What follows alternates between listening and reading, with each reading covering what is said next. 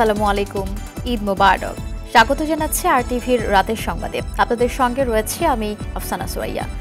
এবারও রাজধানীতে কোরবানির পশুর হাটে চাহিদার শীর্ষে ছোট ও মাঝারি গরু। দাম নিয়ে ক্রেতা বিক্রেতার অভিযোগ থাকলেও ঈদের আগের দিন চাহিদা মতো পশু কিনতে পেরে খুশি অনেকেই।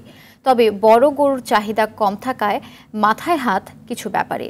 ঢাকার দিয়াবাড়ি ও মিরপুর স্টার্ন হাউজিং মাঠে বসা হাটে দেখা যায় অধিকাংশ গরু বিক্রি শেষ। হাটে তাই গরু নিয়ে নতুন ট্রাক প্রবেশ করতেও দেখা যায়। দেশের বিভিন্ন জেলাতেও শেষ সময়ে জমে উঠেছে পশুর হাট। এ বিষয়ে আরও জানাচ্ছেন এআর বাদল। শুক্রবার ও শনিবারের মধ্যেই অধিকাংশ কুরবানিদাতাই কিনেছেন পছন্দের পশু, যার প্রভাব চোখে পড়ে রাজধানীর মিরপুর ইস্টার্ন হাউজিং পশুর হাটে। প্রায় ফাঁকা হয়ে আসা হাটে ক্রেতাও কম। অনেক ব্যবসায়ী বড় গরু বিক্রি করতে না পেরে বেশ হতাশ। দায় চাপালেন খামার সিন্ডিকেটের ওপর। আমাদের এক্সপেকটেশন ছিল যে 5.5 লক্ষ টাকা বিক্রি করব, কিন্তু এখানে এসে দেখি বাজার খারাপ। তো আমরা তখন ডিসিশন চেঞ্জ করে আমরা 3.5 লক্ষ টাকা পর্যন্ত নামছি, কিন্তু ক্রেতা এখানে সর্বোচ্চ আমাদের 1,80,000 থেকে 2,20,000 পর্যন্ত বলছে। এই বাজারে বড় গরু কেনার মতো কোনো ক্রেতা নাই। খুচরা ক্রেতারাই তারা পর্যাপ্ত গরু পেয়ে, যার কারণে আজকে বাজারে কোনো মূল্য নেই। আমার গরু অবিক্রিত থাকতেছে। এটা এক ধরনের সিন্ডিকেট। তবে ক্রেতারা শেষ সময়ে প্রত্যাশা অনুযায়ী কোরবানির পশু কিনতে পেরে খুশি। আমার 2,30,000 থেকে কিনছি। আমি গরু কিনে অনেকই খুশি। আমার টার্গেট হিসাবে বিক্রি করে আমরা অনেক খুশি। তারপরও মনের ভিতর কষ্ট লাগছে, গরুটা যেহেতু আরো বেশি টাকা বাজার ভালো না, সেই হিসাবে কম টাকা গরুটা বেশি দিলাম। দিয়াবাড়ি হাটের অবস্থাও প্রায় একই রকম। ক্রেতারা যাচাই বাছাই করে কিনছেন পশু, তবে ক্রেতার তুলনায় পশুর সংখ্যা ছিল বেশ কম। অবশ্য দাম নিয়ে কিছুটা হতাশ ক্রেতারা। যে গরু গতকালকে বিক্রি হয়েছে আপনার 1.5 লাখ টাকা, সেই গরু আজকে 2.5 লাখ টাকা। যেই গরু 1,10,000 টাকা, সেই গরু বিক্রি করতেছে 2 লাখ টাকায়। এদিকে রাজশাহী, চট্টগ্রাম, যশোর, বরগুনা ও ঘূর্ণিঝড় রেমালে ক্ষতিগ্রস্ত খুলনাতেও শেষ দিকে এসে গত কয়েকদিনের ক্ষতি পুষিয়ে নেওয়ার কথা জানান খামারিরা। গরুর জন্য শেষ হাট সোমবার ঈদ, সেক্ষেত্রে প্রচুর গরু সমাগম হচ্ছে, তবে সেই অনুসারে বিক্রি কম। প্রত্যেক বছরই দেখা যায় যে বাজারের শেষে কিন্তু গরুর দাম ন্যায্য মূল্যে পাওয়া যায় না, কিন্তু এবছর গরুর দাম দেখা যাচ্ছে তো এখন পর্যন্ত তো গরু বেচা কিনা খুবই কম। হাটগুলোতে পশু সরবরাহ ভালো থাকায় শেষ পর্যন্ত দাম স্বাভাবিক থাকবে এমন প্রত্যাশা ক্রেতা বিক্রেতার। এআর বাদল, আরটিভি, ঢাকা। দর্শক, রাজধানীর গাবতলী পশুর হাট থেকে সরাসরি যোগ দিয়েছেন সহকর্মী নাজিব ফরায়েজি। নাজিব, শেষ মুহূর্তে কোরবানির হাটে পশু বেচাকেনা কেমন চলছে, দামের বিষয়টি জানাবেন। ক্রেতা বিক্রেতারা কি বলছেন এই বিষয়ে? আফসানা, রাত পোহালেই ঈদ, আর এই কোরবানির ঈদের সবচেয়ে বড় উপসর্গ হচ্ছে গরু কুরবানি করা এবং পশু কুরবানি করা। সেই পশু কুরবানির জন্য বাংলাদেশের মানুষ সবচেয়ে বেশি বেছে নেন তাদের পশু হিসেবে গরুকে। এবং আমরা যেটি দেখছি যে গত দুদিন যে পরিমাণ গরু বিক্রি হয়েছে, শেষ দিনে কিন্তু গরু বিক্রির সংখ্যা অনেক বেড়েছে। গরু বিক্রির সংখ্যা বাড়লেও এখানে যে গরু হাটে যে এসেছে সেই সংখ্যা কিন্তু অনেক বেশি, যে কারণে অনেক গরু এখনও রয়ে গেছে। আমরা এখন যে গাবতলী হাটে রয়েছি, হাটে একদিকে যেমন গরুর সংখ্যার অনেক গরু রয়েছে অবিকৃত, ঠিক একইভাবে এখনও অনেক মানুষ আসছেন যারা এখনও গরু কিনেননি, তারা এসে তাদের রাতের মধ্যেই তাদের গরুটা কিনে নিয়ে যেতে চাচ্ছেন। একই অবস্থা রাজধানীর অন্যান্য হাটগুলোতেও। এখন একটি বিষয় হচ্ছে যে গরুর দামের বিষয়টি হচ্ছে, গত দুদিন গরুর দাম যেরকম ছিল আজকে কিন্তু দাম অনেক কমে গেছে। ছোট গরু, মাঝারি গরুর দাম যতটা কমেছে তার চেয়েও অনেক বেশি কমেছে বড় গরুতে। যেই গরুগুলো গত দুদিন 3 লাখ 4 লাখ টাকা দামে তারা হাঁকিয়েছিল এবং এর কমে তারা বিক্রি করবে না বলেছে, আমরা অনেক বড় বড় গরু দেখেছি যেগুলো আজকে 1.5 লাখ টাকা দামে তারা ছেড়ে দিয়েছে। ঠিক একইভাবে আমার পাশে একটি গরু রয়েছে যেটি 7 লাখ টাকা দাম হাঁকানো হয়েছিল, বাট সেই গরুটি বিক্রি হয়নি। এরকম অনেক বড় বড় গরু যেগুলো খামারিরা আশা করেছিলেন এই গরুগুলো অনেক বেশি দামে বিক্রি হবে এবং এখান থেকে তারা অনেক বেশি লাভবান হবেন, সেটি আসলে হয়নি। আর হাট থেকে শুধু রাজধানীর এই গাবতলী পশুর হাট নয়, গাবতলী হাটে এখনও অনেক গরু আসতেছে এবং রাজধানীর যে অন্যান্য হাটগুলো আছে সেই হাটগুলো থেকে কিন্তু গরু বিক্রি না হয় সেখান থেকে গরু নিয়ে যাচ্ছেন খামারিরা। আমরা দেখতে পাচ্ছি গাবতলীর হাটে এখনও গরু আসছে, আর যাদের গরুগুলো বিক্রি হয়নি তারা হতাশ হয়েছেন অনেকে, এবং অনেকে 20টি গরু নিয়ে এনেছেন, 30টি গরু এনেছেন, কারো দেখা যাচ্ছে যে 8টি, কারো 5টি, কারো 60টি এরকম গরু রয়ে গেছে। এবং এই গরুগুলো শেষ সময়ে এসে যেহেতু তারা চলে যাবেন, তাই তারা অনেক তাদের নির্ধারিত মূল্যের চেয়ে অনেক কম দামে তারা এই গরুগুলো ছেড়ে দিচ্ছেন, এবং তারা চিন্তা করছেন যে এই গরুগুলো যেন আবার তারা ফেরত নিয়ে না যান, এবং ফেরত নিতে তাদের অনেক খরচ আছে, ট্রাক ভাড়া সহ নানা বিষয় আছে। এগুলো মাথায় রেখেই অনেকেই এই গরুগুলো তারা ছেড়ে দিচ্ছেন, এবং এই সুযোগেই অনেক কম দামে এখানে যারা শেষ সময়ে আসছেন তারা গরু কিনতে পারছেন। আর আগে যারা বৃহৎ সংখ্যক গরুই কিন্তু গতকালকে এবং পশু বিক্রি হয়ে গিয়েছে, এবং শেষ সময়ে এটি চলছে। তো আফসানা, এই ছিল আমার কাছে এখান থেকে সবশেষ খবর। অসংখ্য ধন্যবাদ নাজির। ঈদের একদিন আগে যেভাবে পারছে রাজধানী ছাড়ছে। সকাল থেকে কমলাপুর রেল স্টেশন, সদরঘাট ও বাস টার্মিনালে ছিল ঘরমুখো মানুষের ভিড়। মহাসড়কে যানজটের কারণে সড়ক পথের যাত্রীদের ভোগান্তিতে পড়তে হয়। তবে দুপুরের পর টাঙ্গাইলে বঙ্গবন্ধু সেতুর পথে যান চলাচল স্বাভাবিক হতে থাকে। দেখুন সুমন তানভীরের প্রতিবেদন। এ যেন বাড়ি ফেরার যুদ্ধ। প্ল্যাটফর্মে ট্রেন থামতেই দরজা ঠেলে হুড়োহুড়ি করে উঠে বসছেন। পরিবার নিয়ে উপায় না পেয়ে কেউ উঠছেন জানালা দিয়ে, অনেকে আবার নিয়ম নীতি তোয়াক্কা না করে জীবনের ঝুঁকি নিয়ে উঠে পড়ছেন ট্রেনের ছাদে। ঈদের সময় আমরা দাদু বাসায় যাই, দাদাদের সাথে দেখা করে ওদিকে অনেক আনন্দ করে। পরিবারের সাথে সবচেয়ে বেশি ঈদ করলে বেশি ভালো লাগে। এখানে তো একা একা, ওইখানে তো সবাই আছে। 10-15 দিন আগে থেকেই বাড়ি যাব, করে ঈদ কাটাবো নানুর সাথে, নাদুদের আন্টিদের সাথে ঈদ কাটাবো, বাড়িতে যাবো ট্রেনে। সকাল থেকেই রাজধানীর বিমানবন্দর রেল স্টেশনের চিত্র ছিল এমন। কমলাপুর রেল স্টেশনের যাত্রীরাও স্বস্তিতে ছিলেন না। পরিবার পরিজন নিয়ে অনেককেই ঘন্টার পর ঘন্টা অপেক্ষা করতে হয়। দাদু দাদার সাথে ঈদ করব, সবার সাথে ঈদ করব, অনেক আনন্দ করব। দেশের বাড়ি যাওয়া আসলে অনেক আনন্দের বিষয়, সবার সাথে ঈদের আনন্দটা উপভোগ করব। টিকিট পাওয়ার পরে যে নিশ্চিন্তায় যেতে পারবো এখন বাসায়। মহাখালী বাস টার্মিনালে টিকিটের জন্য দীর্ঘ লাইন দেখা যায়। তবে গত কদিনের তুলনায় যাত্রী চাপ কিছুটা কম বলে জানায় পরিবহন কর্মীরা। তবে শেষ দিনেও ছিল বাড়তি ভাড়ার অভিযোগ। ভাড়া একটু বেশি মনে হচ্ছে। বাড়ি যাওয়া খুব জরুরি, কারণ মা আছে, বাবা আছে, ওনাদের সাথে ঈদ করব, সবার সাথে ঈদ করব, এটার আনন্দ অন্যরকম। তবে শেষ দিনেও ভুগিয়েছে মহাসড়ক, বিশেষ করে উত্তরের পথ। ঢাকা টাঙ্গাইল মহাসড়কে যানজটে পড়ে ঘন্টার পর ঘন্টা বসে থাকতে হয়েছে যাত্রীদের। রাস্তা এখন তো যাই না, কিন্তু আসতে দেখেছে যানজট আছে, কিন্তু একটু পরে যানজট কমে যাবে, যাত্রী একটু কমে হয়, একটু চাপ কম। যদিও দুপুরের পর থেকে যানবাহন চলাচল স্বাভাবিক হতে থাকে। আইন শৃঙ্খলা বাহিনীকেও তৎপর দেখা যায়। সুমন তানভীর, RTV, ঢাকা। ঈদ জামাতের জন্য প্রস্তুত জাতীয় ঈদগাহ। সকাল 7:30টায় প্রধান জামাতে একসঙ্গে 35,000 মুসল্লি নামাজ আদায় করতে পারবেন। আবহাওয়া দুর্যোগপূর্ণ হলে জাতীয় মসজিদ বায়তুল মোকাররমে এই জামাত হবে সকাল 8টায়। ঈদের দিন বৃষ্টির দাপট বেশি থাকারও আভাস দিয়েছে আবহাওয়া অধিদপ্তর। ঈদ জামাত ঘিরে সারা দেশে বাড়তি নিরাপত্তা নেওয়া হয়েছে। শরীয়ত খানের রিপোর্টে এর বিস্তারিত। বর্ষার শুরুতেই উদযাপিত হতে যাচ্ছে পবিত্র ঈদুল আজহা।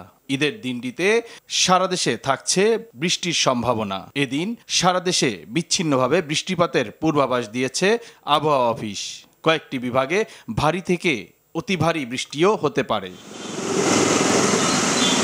বৃষ্টি হলেও জাতীয় ঈদগাহ মাঠে যেন ঈদের নামাজ আদায় করা যায় সেভাবে প্রস্তুতি নিয়েছে সিটি কর্পোরেশন। পুরো মাঠ ঢেকে দেয়া হয়েছে সামিয়ানায়। মাঠের নিরাপত্তার দায়িত্বে আইন শৃঙ্খলা বাহিনীর সদস্যরা। সার্বিক নিরাপত্তা প্রস্তুতি দেখে ডিএমপি কমিশনার মুসল্লিদের জায়নামাজ ও ছাতা ছাড়া অন্য কিছু না আনার অনুরোধ জানান। 5 স্তরের নিরাপত্তা বলয় তৈরি করা হয়েছে। আশা করি কালকের যে ঈদের জামাত সেটি সুন্দরভাবে সুষ্ঠুভাবে অনুষ্ঠিত হবে। পরিদর্শন শেষে র্যাব মহাপরিচালক জানান, ঈদুল আজহা উপলক্ষে ঈদগাহ ময়দান সহ সারা দেশে গোয়েন্দা তৎপরতা বাড়ানো হয়েছে। হামলা অথবা কোনো রকমের কোনো নাশকতার কোনো সুনির্দিষ্ট কোনো তথ্য আমাদের কাছে নেই, বাট স্টিল আমরা এই ধরনের আশঙ্কাকে উড়িয়ে দেই না। এবার জাতীয় ঈদগাহ, জাতীয় মসজিদ বায়তুল মোকাররম সহ রাজধানীতে 184টি ঈদগাহ ও প্রায় 1,500 মসজিদে ঈদের নামাজ আদায় করবেন মুসল্লিরা। রাজধানীতে ঈদুল আজহার প্রধান জামাত হবে জাতীয় ঈদগাহ মাঠে সকাল 7:30টায়। বায়তুল মোকাররমে সকাল 7টা থেকে 5টি জামাত অনুষ্ঠিত হবে। চট্টগ্রামে প্রধান জামাত হবে সকাল 7:30টায় জমিয়তুল ফালা জাতীয় মসজিদ প্রাঙ্গণে। রাজশাহীতে সকাল 7:30টায় ঈদুল আজহার প্রধান জামাত হবে হযরত শাহ মাকদুম কেন্দ্রীয় ঈদগাহে। বরিশালে সকাল 8টায় নগরীর বাদ রোডের কেন্দ্রীয় হেমায়েতুদ্দিন ঈদগাহ ময়দান, খুলনায় সকাল 8টায় খুলনা সার্কিট হাউস ময়দান, সিলেটের শাহী ঈদগাহে সকাল 8টায় অনুষ্ঠিত হবে প্রধান জামাত। রংপুরে প্রধান জামাত হবে সকাল 8টায় কালেক্টরেট ঈদগাহে। আর ময়মনসিংহে সকাল 7:30টায় নগরীর কাচিঝুলির আঞ্জুমান ঈদগাহ মাঠে প্রধান জামাত অনুষ্ঠিত হবে। শরীয়ত খান, RTV, ঢাকা।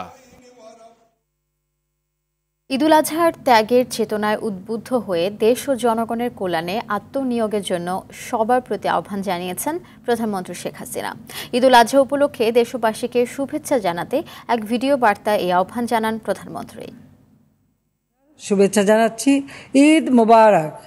ঈদুল আজহার শিক্ষা ধারণ করে আসুন আমরা ত্যাগের মহিমায় উজ্জীবিত হয়ে দেশ ও দেশের মানুষের কল্যাণে কাজ করি। পবিত্র ঈদুল আজহা আমাদের সকলের জীবনে বয়ে আনুক অনাবিল আনন্দ, সুখ, শান্তি ও স্বাচ্ছন্দ্য। সবাই ভালো থাকুন, সুস্থ থাকুন, নিরাপদ থাকুন।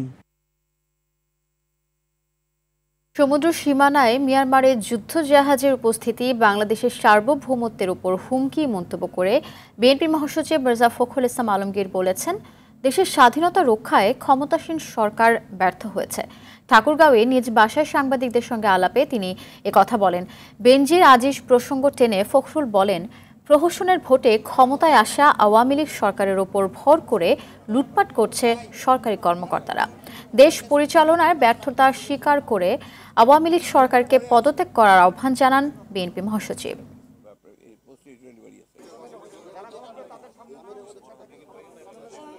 একটা যে স্টেটমেন্ট, সিরিয়াস স্টেটমেন্ট, আমি condemning the incident of Myanmar, সেটা পর্যন্ত তারা করে নাই। মানুষ তো আশা করে যে সরকার তাদের সার্বভৌমত্ব রক্ষা করবে, তাদের স্বাধীনতা রক্ষা করবে, তো সেখানে সরকারের কোনো রকম কথাই আমরা শুনতে পাচ্ছি না। এটা বাংলাদেশের সার্বভৌমত্বের পরে একটা প্রচন্ড রকম হুমকি। সেন্ট মার্টিন দখলের গুজব ছড়িয়েছে বিএনপি জামায়াত, এমন অভিযোগ করলেন আওয়ামী লীগের সাধারণ সম্পাদক ওবায়দুল কাদের। ধানমন্ডিতে আওয়ামী লীগ কার্যালয়ে সাংবাদিকদের কথা বলেন তিনি। ওবায়দুল কাদের এ সময় বলেন, সেন্ট মার্টিন সীমান্তে যে জাহাজ দৃশ্যমান ছিল তা ইতোমধ্যে ফেরত গিয়েছে। উস্কানি দিয়ে মিয়ানমারের সাথে বাংলাদেশ যুদ্ধ বাঁধাবে না। বিএনপিতে বড় রদবদল প্রসঙ্গে কাদের বলেন, বিএনপি তাদের সাংগঠনিক ব্যর্থতা স্বীকার করেই কাউকে বাদ দিচ্ছে, কাউকে পদায়ন করছে। তারা যে আন্দোলনে ব্যর্থ সেটা তাদের কমিটি বিলুপ্তির মাধ্যমে স্বীকৃত হলো।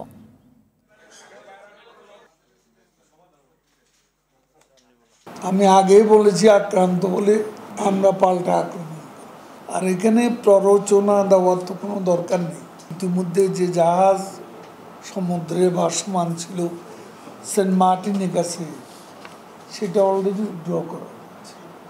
আমরা গায়ে পড়ে কারোর সাথে ঝগড়া করতে চাই।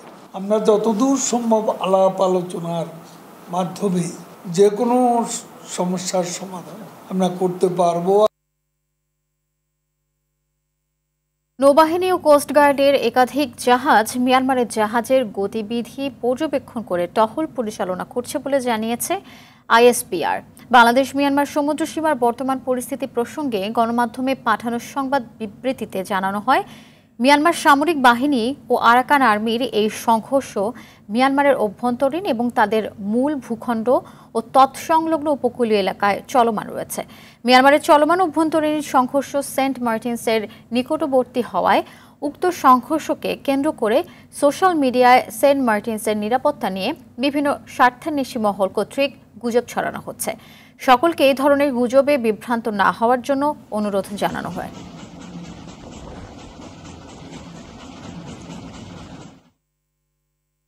শত প্রতিকূলতা উপেক্ষা করে যে বাবারা সন্তানদের প্রতিষ্ঠিত করেন, তাদের মধ্য থেকে 5 সফল বাবাকে সম্মানিত করল RTV।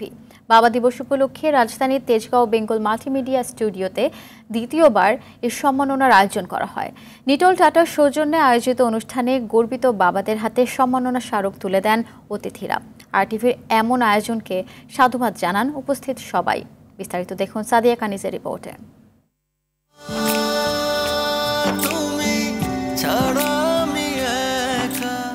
বাবা, ছোট্ট একটি শব্দ, অথচ এখানেই নিহিত যত নির্ভরতা, এক জীবনের বেঁচে থাকার সব অবলম্বন।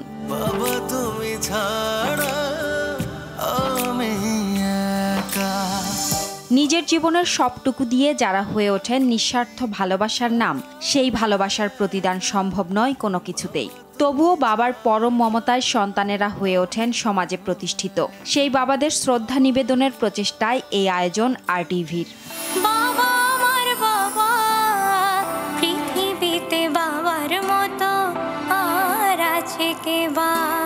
আব্দুর রাজ্জাক একজন দরিদ্র কৃষক হয়েও সন্তানের স্বপ্নকে বিসর্জন দিতে দেননি। নিজের সবকিছু উজাড় করে মেয়ে তানিয়া আক্তারকে বানিয়েছেন সহকারী জজ। ঠিক যেমন দুর্গম পাহাড়ের চাষি বিন্দু চাকমার সন্তান মনিকা চাকমা এখন জাতীয় ফুটবল দলের খেলোয়াড়। ট্রাক ড্রাইভার রমজান আলীর ছেলে MBBS ডাক্তার। এমন সব বাবাদের সম্মাননা জানাতেই এই আয়োজন RTVর, যার জন্য সবার প্রশংসা কুড়িয়েছে টেলিভিশন চ্যানেলটি। ছেলে মেয়ের প্রপার গ্রুমিংয়ের জন্য বাবার যদি ছায়াটা না থাকে, তাহলে একটা সন্তানকে ভালো মানুষ হিসেবে গড়ে তোলা আসলেই অনেক প্রতিবন্ধকতার সৃষ্টি হয়। এই আয়োজনের পেছনের অনুপ্রেরণার কথা তুলে ধরেন RTVর প্রধান নির্বাহী কর্মকর্তা সৈয়দ আশিক রহমান। বাবাদের অবদান এবং তাদের ত্যাগের প্রতি সম্মান জানানোর পাশাপাশি আনুষ্ঠানিকভাবে তাদের প্রতি কৃতজ্ঞতা প্রকাশ করা প্রয়োজন। আর সেই বিশ্বাস থেকে প্রতি বছরের ধারাবাহিকতায় এবারও আমরা আয়োজন করেছি গর্বিত বাবা সম্মাননা 2024।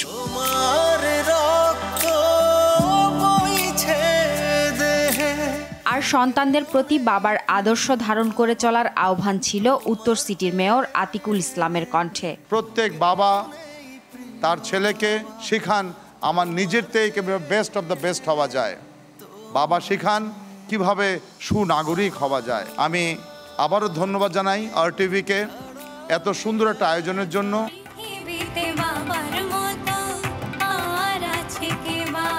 মনিমিক্স ও SMCর সার্বিক সহযোগিতায় অনুষ্ঠানের সঞ্চালনার দায়িত্বে ছিলেন নিটল টাটা গ্রুপের চেয়ারম্যান আব্দুল মাতলুব আহমেদ।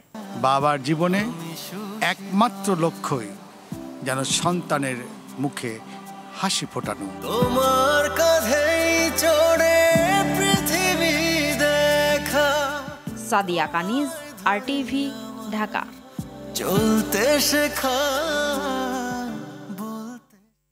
ভারতের উজান থেকে আসা পাহাড়ি ঢল আর টানা বৃষ্টিতে সুনামগঞ্জে বন্যার সংখ্যা দেখা দিয়েছে। সুরমা নদীর পানি ছাদক পয়েন্টে বিপদসীমার 62 সেন্টিমিটার উপর দিয়ে বইছে। বেড়েছে কুশিয়ারা, জাদুকাটা সহ অন্যান্য নদ নদীর পানিও।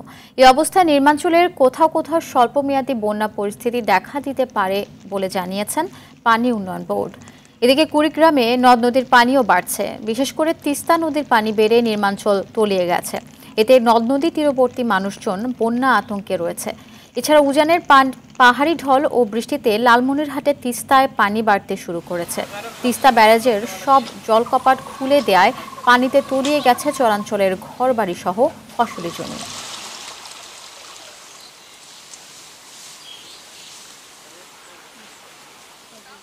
মিনায় শয়তানকে পাথর নিক্ষেপের মধ্য দিয়ে আজ রোববার চলতি বছরের হজের আনুষ্ঠানিকতা শেষ করেছেন হাজিরা। পশু কোরবানির মধ্য দিয়ে ঈদুল আজহা উদযাপন করেছেন তারা। শয়তানের উদ্দেশ্যে পাথর নিক্ষেপের জন্য শনিবার রাতে হাজিরা পাথর সংগ্রহ করেন এবং মুজদালিফায় আকাশের নিচে রাত যাপন করেন। এর আগে পাথর মারার রীতি পালন করতে গিয়ে মিনায় 2015 সালে ভয়াবহ পদদলনের ঘটনায় 2300 হাজি প্রাণ হারান। এরপর থেকে হজের সময় মিনায় হাজিদের অতিরিক্ত ভিড় এড়াতে স্থানটি নতুন করে ঢেলে সাজিয়েছে সৌদি সরকার। এবছর বিভিন্ন দেশ থেকে সৌদি আরবে হজ পালন করতে গেছেন 18 লাখ মুসলমান। গাজা অভিযানে কৌশলগত বিরতি দেওয়ার সিদ্ধান্ত নিয়েছে ইসরায়েলি সেনাবাহিনী। রাফার 12 কিলোমিটার এলাকায় প্রতিদিন সকাল 8টা থেকে সন্ধ্যা 7টা পর্যন্ত বন্ধ থাকবে হামলা। এই পথ দিয়ে গাজায় ঢুকতে পারবে ত্রাণও। তবে কবে নাগাদ শুরু হবে এই বিরতি সে বিষয়ে জানানো হয়নি কিছু। এদিকে এই বিরতির ব্যাপারে জানেন না বলে জানিয়েছেন প্রধানমন্ত্রী বেনিয়ামিন নেতানিয়াহু ও প্রতিরক্ষা মন্ত্রী ইয়োভ গ্যালান্ট। এদিকে ইসরায়েলি নিরাপত্তা বিষয়ক মন্ত্রী বেন গাভির বলেছেন, এই বিরতির অনুমোদন দেয়নি যুদ্ধকালীন মন্ত্রিসভা। গেল 8 মাসে ইসরায়েলি হামলায় নিহতের সংখ্যা 37,000 ছাড়িয়েছে। সেন্ট ভিসেন্টে ঈদুল আজহা উদযাপন করল বাংলাদেশ ক্রিকেট দল। এদিন হোটেলে ঈদের নামাজ আদায় করে সাকিব আল হাসান, মাহমুদুল্লাহ রিয়াদরা। এরপর তাদের জন্য বিশেষ ভোজের আয়োজন করা হয়, যেখানে দলের ক্রিকেটার ও অন্যান্য সদস্যরা অংশগ্রহণ করেন। ঈদ উদযাপন শেষে আগামীকাল ভোরে ডি গ্রুপের গুরুত্বপূর্ণ ম্যাচে নেপালের মুখোমুখি হবে নাজমুল হাসান শান্তর দল। ম্যাচটি শুরু হবে বাংলাদেশ সময় ভোর 5:30টায়। এই ম্যাচে জয় পেলে সরাসরি সুপার 8-এ চলে যাবে টাইগাররা। হারলে নজর রাখতে হবে শ্রীলঙ্কা ও নেদারল্যান্ডস ম্যাচে। বড় জয়ে রান রেট বাড়াতে পারলে ডাচদের সুযোগ থাকবে সুপার 8-এ ওঠার। দর্শক, রাতের সংবাদ এ পর্যন্তই। সবশেষ সংবাদ জানতে যে কোনো মোবাইল ফোন থেকে 2414 নম্বরে ডায়াল করুন। মধ্যরাতের সংবাদ 1টায় দেখার আমন্ত্রণ রইল। ধন্যবাদ সবাইকে সাথে থাকার জন্য।